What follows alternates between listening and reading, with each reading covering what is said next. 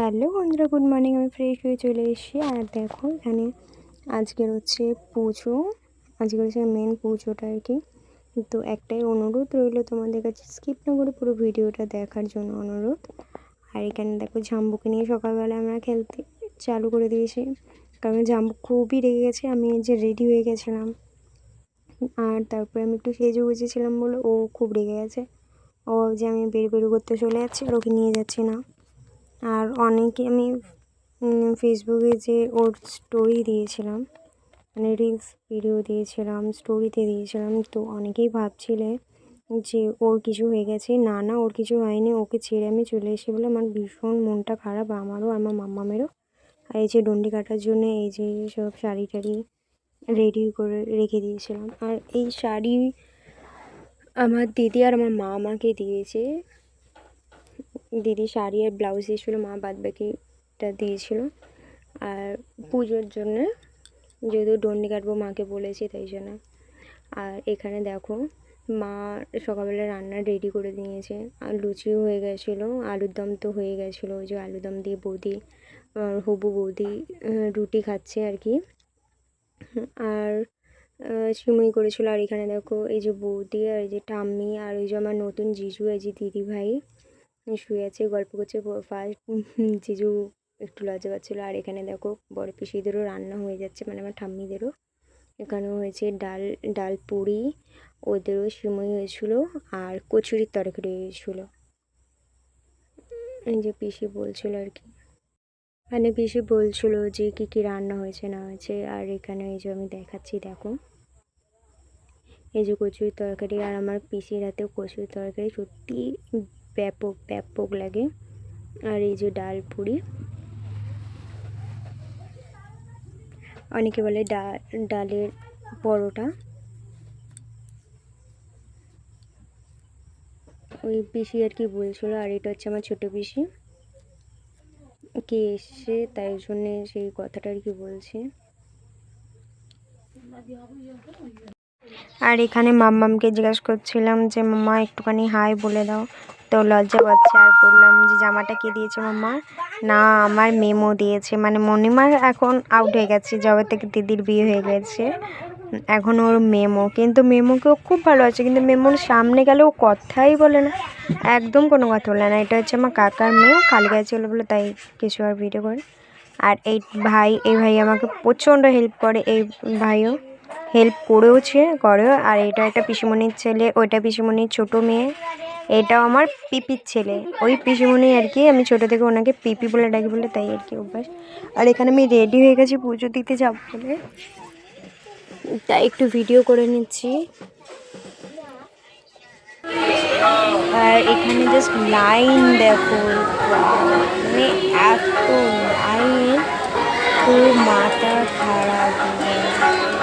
আর তাও এই তখন টাইম হয়েছিল 8টা, তারপর থেকে তখনই বেজে গেছিলো 8টা। 8টা থেকে এরকম যদি লাইন হয়, তারপরে ভাবো 1টা অবধি, 12:30 1টা অবধি এরকম পুজো হয়েছে। ভীষণ ভীষণ ভিড়। আর আমি জানি এরকম ভিড় হয়, তার জন্য সকাল সকাল পুজো দিতে চলে গেছিলাম চালু করে।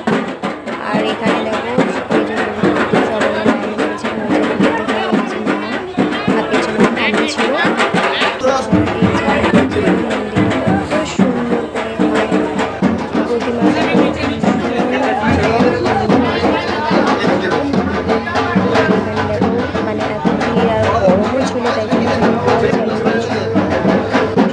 ডেকোরেশন করা হয়েছিল। আর মন্দিরের ভিতরে এমনিই পাখা থাকে।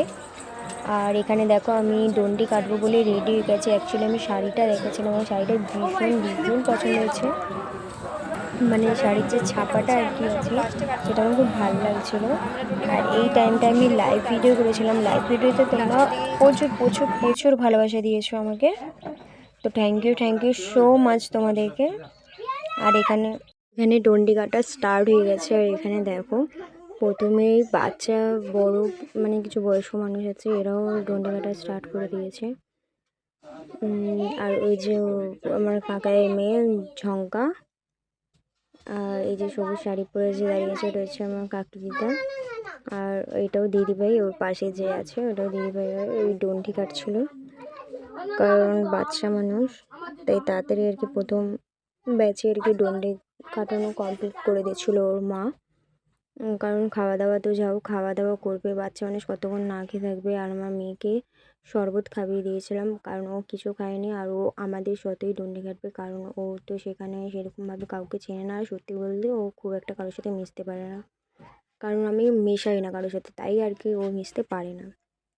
তো এখানে দেখো ডন্ডি কাটা স্টার্ট হয়ে গেছে আর ভীষণ ভীষণ আনন্দ হচ্ছিল। আর পুজোতে এনজয় হবে না এর কোনো মানে আছে? কতজনের সাথে দেখা হয়। আর আগে তো আমাদের পুরো মানে মায়ের বাপের বাড়িরও সবাই আসতো, আর এইবারে আমার 2 বোনই প্রেগনেন্ট, তো কেউ আসতে পারেনি, তাই একটু মুডটা অফ হয়ে গেছিলো। যাই হোক আনন্দ হয়েছিল, যেহেতু পুজো বলে কথা। আর পুজো টুজো দেওয়া পাড়ায় এই যে হইচই একটা ব্যাপার, ভীষণ ভীষণ আনন্দ হয়। সদস্য কৃষ্ণ প্রধান সিং এসেছিলেন আমাদের মন্দির প্রাঙ্গণে মাকে দর্শন করলেন। সঙ্গে ছিলেন লড়াকু নেতা রিতেশ দাস বর্মা।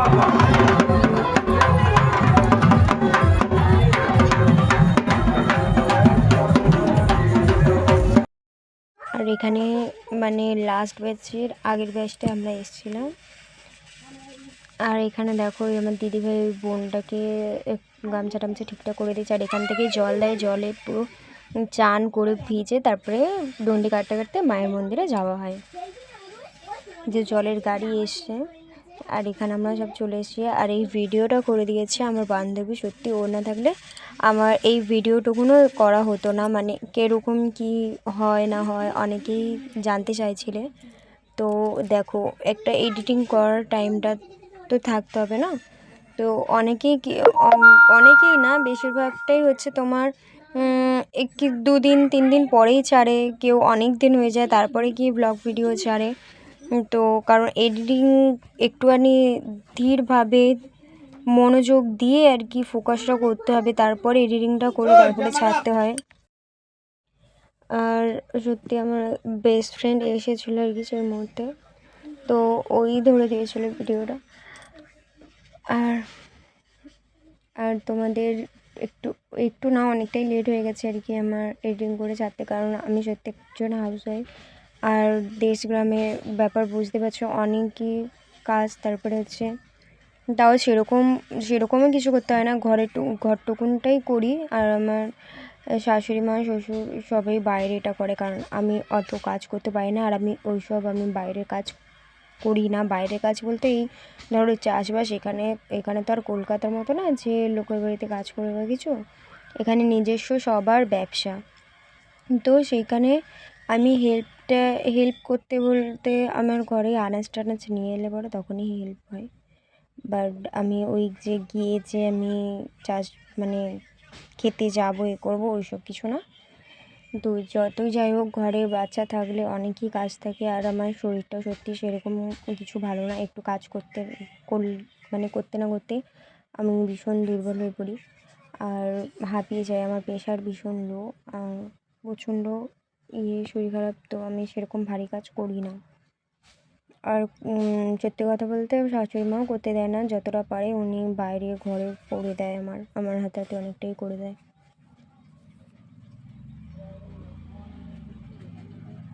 আর এখানে দেখো, আর এই যে ডন্ডি কেটে কেটে যাওয়া হচ্ছে।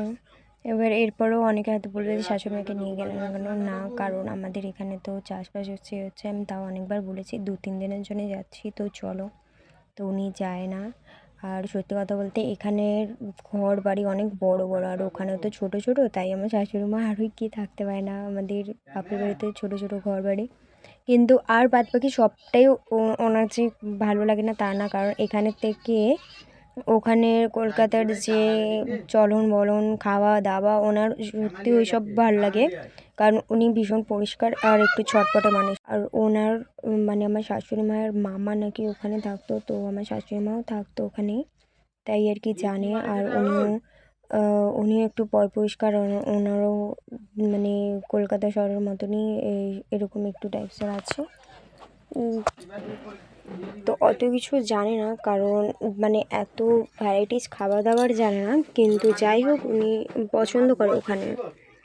যেটুখানি যা, তারপরে অনেকটা কিছু জানতো না, তারপরে শেখারও হয়েছে অনেক। আর মোটামুটি ঠিক আছে। তো তা যাই হোক, এই টপিকটা বাদ দিক। তো হচ্ছে আমরা যাই প্রচুর বলে যাই।